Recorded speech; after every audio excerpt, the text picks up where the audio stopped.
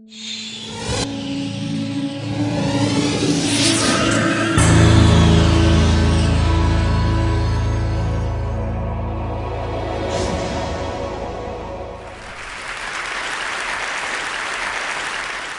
am a reformed marketer, and I now work in international development.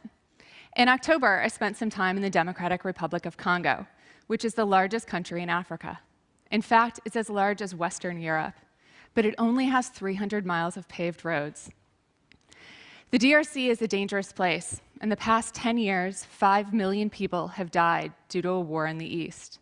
But war isn't the only reason that life is difficult in the DRC. There are many health issues as well. In fact, the HIV prevalence rate is 1.3% among adults. This might not sound like a large number, but in a country with 76 million people, it means that there are 930,000 that are infected. And due to the poor infrastructure, only 25% of those are receiving the life-saving drugs that they need.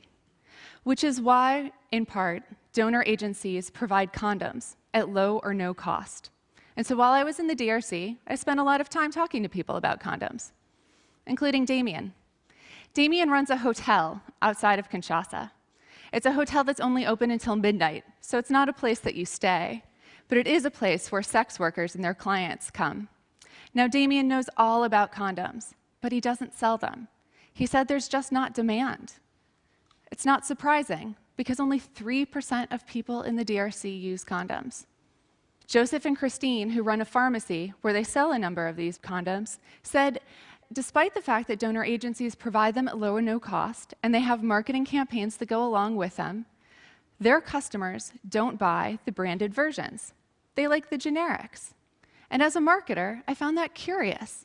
And so I started to look at what the marketing looked like.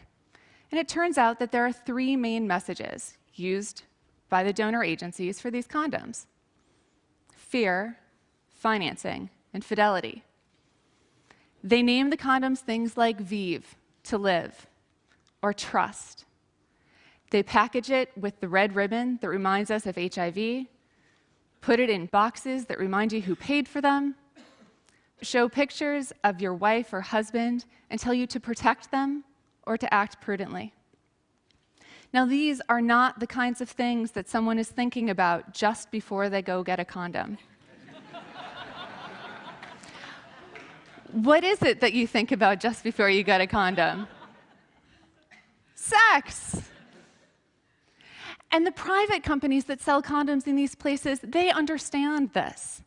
Their marketing is slightly different. The name might not be much different, but the imagery sure is. Some brands are aspirational. And certainly, the packaging is incredibly provocative.